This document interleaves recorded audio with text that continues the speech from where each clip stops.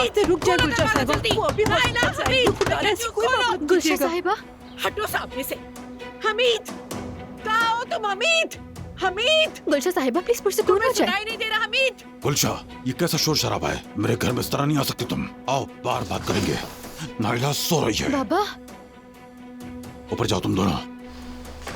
कहीं नहीं जा रही मैं। चुप, बाहर आओ। नहीं रहूंगी चुप। मेरी बेटी गायब हो गई है, मेरी बेटी। बरसों पहले तुम्हारी वजह से दुख झेला है मैंने, और आज मैं तुम्हारी बेटी की वजह से झेल रही हूँ। ना तुमसे छुटकारा मिला, ना तुम्हारे खानदान से। कहाँ है मेरी बेटी? कहाँ छुपाया है उसे? क्या मैं तुम्हारी बेटी का निगहबान हूँ? मुझे नहीं मालूम कहाँ है। क्या मतलब है तुम्हारा? तुम्हारा बेटा और आयशा शादी करने वाले थे। तुम्हारे बेटे ने मेरी बेटी का दिमाग घुमाकर उसे मेहमद से जुदा कर दिया है, और कहते हो तुम्हें कुछ नहीं पता। बताओ वो कहाँ है? मुझे नहीं मालूम। कल तक तो मुझे कुछ भी नहीं पता था, समझी तुम? अब तो सब जान गए हो ना, तो बताओ अपना इरादा। हमीद, क्या तुम इसी तरह से तमाशा देखते रहोगे?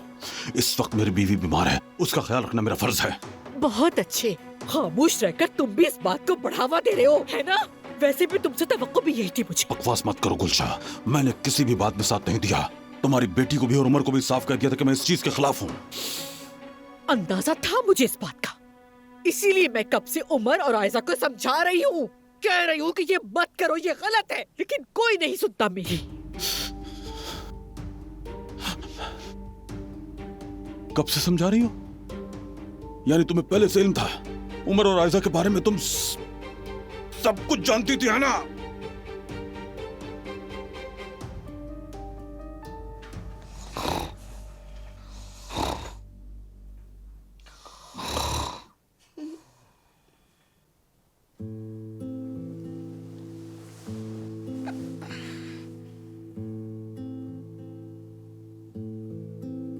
बतूल, बतूल, बतूल,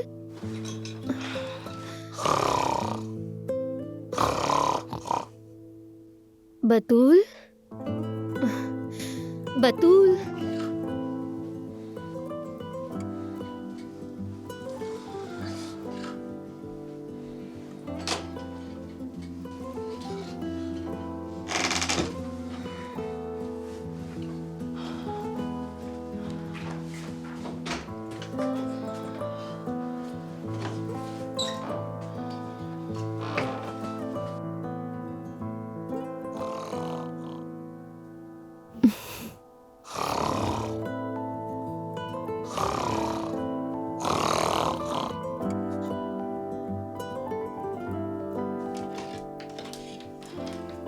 बतूल जान, मेरी प्यारी बहन, यहाँ क्या कर रही हो तुम? चलो बाहर आओ। आपा एक मिनट रुक जाए, मलाद आंटी मर गई है। देखी ना, ये आंखें ही नहीं खोल रही। नहीं मेरी गुड़िया, ये मरी नहीं है, ये तो सिर्फ सो रही है। लेकिन अगर तुम यहाँ रुकी तो उनको जगा दोगी। चलो बाहर आओ। आपा रुके ना। अरे तुम लोग मेरे सर पे क्या कर रहे हो? क्या हुआ है? हाँ? आप मरी नहीं है। मेरी जान, मैं तो ठीक हूँ, और वैसे भी क्यों मरूंगी मैं इस उम्र में? अभी तो बहुत टाइम है। हाँ? क्या तुम्हें मेरी आंखों से लगता है कि मैं इतनी जल्दी मरने वाली हूँ?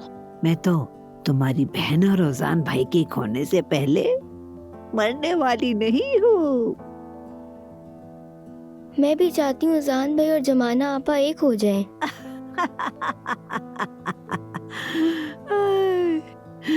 अरे जुमाना, मैंने तुमसे कुछ कहा था, उम्मीद है तुमने सोच लिया होगा।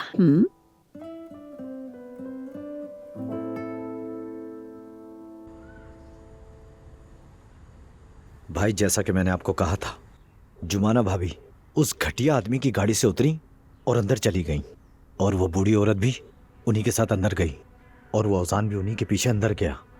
थोड़ी देर घर में रुका और फिर उसके बाद निकलकर चला गया। जुमाना और उस लड़के से नजरें नहीं हटानी है तुम्हें। रात को जब फातिमा आपा कचरा फेंक रही थी तो उनसे पूछा मैंने, वो बूढ़ी औरत उस समीर ज़ादे औजान की दादी हैं। जुमाना भाभी उस औरत का ख्याल रखती थी। फिर उन्होंने नौकरी छोड़ दी। जब उस औरत से बर्दाश्त नहीं हुआ तो वह उन्हें ढूंढती हुई यहाँ तक आ गई। ऐसी है मेरी जुमाना, एक बार किसी की जिंदगी में आ जाए तो उसकी आदत बन जाती है, छोड़ी नहीं जाती। बिल्कुल ऐसा ही है भाई। अल्लाह आपको और मेरी भाभी को सलामत रखे। आप दोनों हमेशा खुश रहें। जरा इस अमीर ज़ादे को तो देखो, अपनी दादी को भी यहाँ लाके बिठा दिया उसने। उसे लगता है ऐसा करने से वो जुमाना के करीब आ जाएगा। आप सिर्फ एक इशारा करें, अगर उसकी औकात याद ना दिला दी तो मेरा नाम बदल देना। इंतजार करो मेरे भाई, इंतजार करो।